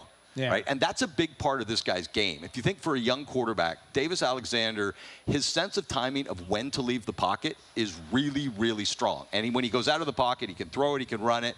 But I had a conversation with Anthony Calvillo earlier this season, and we're talking about this. And he said, when Davis was a backup, whether it was film from practice or preseason or opportunities he played, he said, the thing he really drilled on him was when he thought he left the pocket at the wrong time, he would sit him down, show him the tape, and say, why did you leave the pocket? And make him explain it. And that's why, for a young quarterback, he does that so well. So it's such an important part of his game.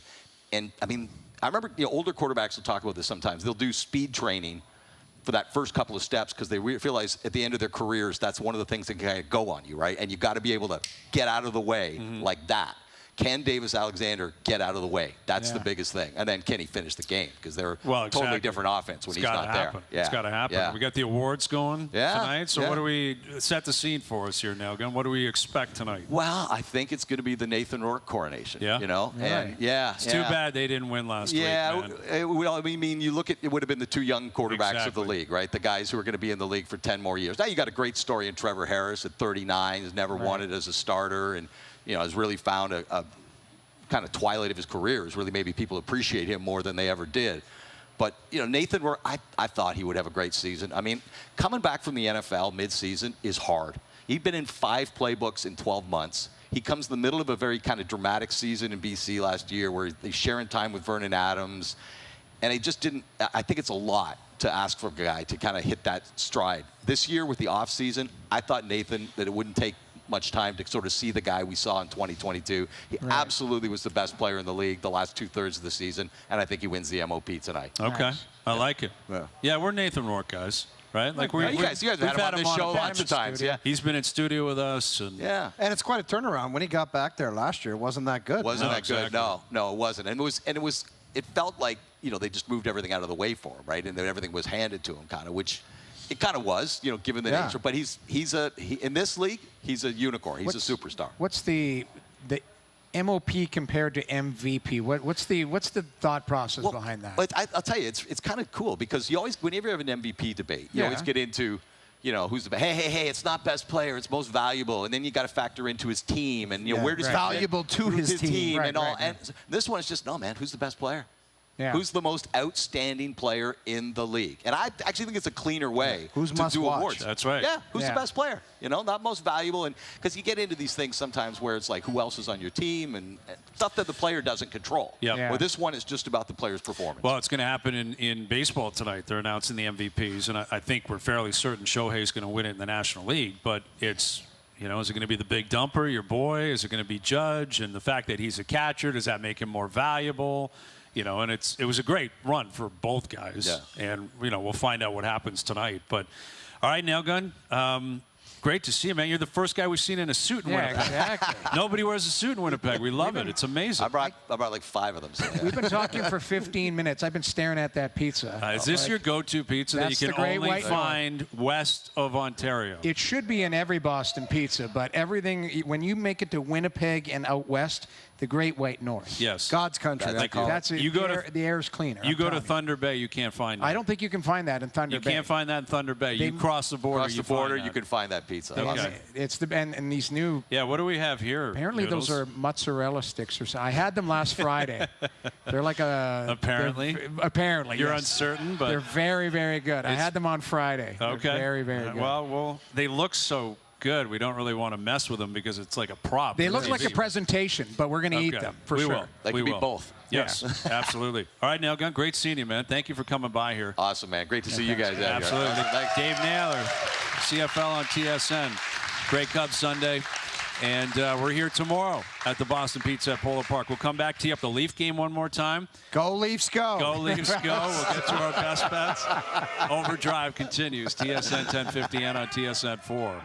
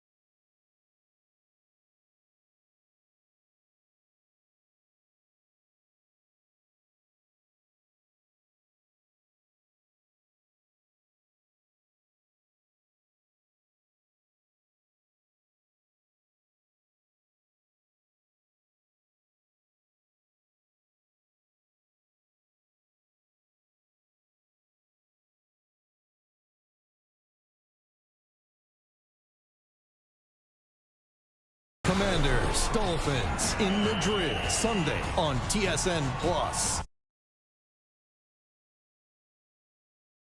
Now, back to Overdrive with Hayes, Noodles, and the O-Dog. All right, so it's been a lot of fun. We're out at the Boston Pizza, Polo Park here in Winnipeg. We're loving it. We've been here all day. Paparazzi following me into the hotel today. You jammed me with that picture. He takes a picture of me walking in, and I've got... Thought it was a great picture. You're travel guy. Travel guy. Do you have like a neck pillow? I have one at home. I didn't bring it. You're like one of those guys who walks on the plane with a neck pillow for a 2-hour flight. You do have a nerdy setup traveling, man. I'm not going to lie. Even first class Robbie made a comment. Oh, did he? Yeah. There's me. Look at me walking in with my little walk-on. That's a nerdy setup, I'm not going to lie. He's got a free bag there, TSN. Love it. Bag. The blue one looks free, too. Hey, listen. We're in Winnipeg, the home of the Blue Bombers. I'm playing in the crowd. You guys, when you're looking at color, you add gray to your routine. Yeah. What's the Blue Bombers chant? Do they have a chant? Like, they must have some kind of song, don't they? I'm sure they do. We'll find. Here we go. Here we go, Bombers. Here we go. All right. We should have done this at 4 o'clock. And what the Jets is go, Jets, go. Correct? Well, that leads me in perfectly to Best Bets powered by FanDuel. Make your picks and assemble a same-game parlay in seconds on the FanDuel Sportsbook app. Taking the points tonight. Yep. Jets, Jets, Jets, Jets. That's the New York Jets. Trey Henderson, though, to score a touchdown tonight. So I've got him getting into the end zone. Jets covering the number tonight. I'm going to parlay that with the Winnipeg Jets winning in Seattle tonight. They're winning tonight. 100%. Holy smokes. 100%. Pandering. Always been a Winnipeg Jet guy. Well, you should be. Always have been. Best Bets powered by FanDuel. Same game parlay is now available for every NFL game on the FanDuel Sportsbook app. Please play responsibly. 19 plus, physically located in Ontario, which means technically we can't even place this bet. Yeah. But that's all good. People we can back through home, the airways. It's going back to Toronto. a lot of people in Ontario, I'm sure, are betting on that. And a lot of people in Ontario are saying, why can't we get this pizza when we're at a Boston Pizza in Toronto or wherever we happen to be? I special order it from my place in Woodbridge there. Oh, so you bother people with a special order. Is that what you're saying? Ham and cheddar cheese. You're not curing cancer with that thing. You're just eating a bunch of it. It's awesome. Okay. I love it. All right. It's the best. What's the plan to get out of here? Are you going to stuff that in your bag and bring it back to the put it hotel? in your blue suitcase and walk it out of here. I should bring my blue suitcase. Yeah. Right. Fill that thing up with pizza and what are these things? Mozzarella. I think they're mozzarella sticks. Okay. All right. They're unbelievable. Well, it's been an awesome first impression out here in the Peg. And we're here tomorrow. I can't wait to get back tomorrow. I said it at the top of the show, and I'm going to say it again. It feels like home. Yeah. It does. It should. It does. It does. It feels like home as soon as you just take a breath when you get off the bird. I love this place. And any kind of support for the peg.ca, I'll be a part of it to sponsor Winnipeg. I love it here. As you should be. It's a great town. It's a great town. There's a lot of electricity here. The Grey Cup is in the house, right? Yeah. Literally was in the house like 45 minutes ago. OJ couldn't put the glove on. Couldn't get the glove on, unfortunately. But shout out to the Queen of Winnipeg, Sara Orlesky. Yes. It was great to see her. Yeah. The new Queen of Winnipeg, Danielle, who's probably already left. She's going to be more popular in 1 month, she said. Yes. Yeah, that was a tough comment. Give her 1 month and she's storming past Orlesky. Tough comment, but good luck with it. Yes. Yeah. Luke and the Nail Gun, great seeing them as well. And again, we're going to be back here tomorrow. And Duffy's coming in, hopefully with books, right? Hopefully he's got a book or two he can supply us with. He's got a new book, man. He's one of the great authors we have in this country. Why do you think that's the only reason he's coming on?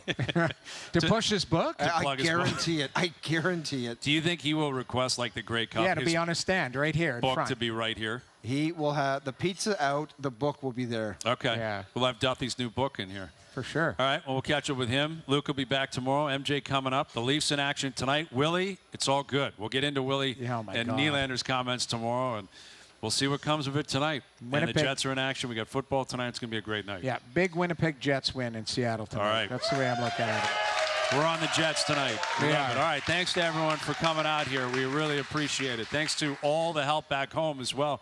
We appreciate that, all the help behind the scenes. Thank you for tuning in today. TV, radio, podcast, web. We're up on YouTube Live on TSN's YouTube channel. Go Jets, go! We're out of here. Go Jets, go! Enjoy your evenings. Enjoy the games tonight. We're back tomorrow at Winnipeg, we love you. 4 p.m. We'll chat then.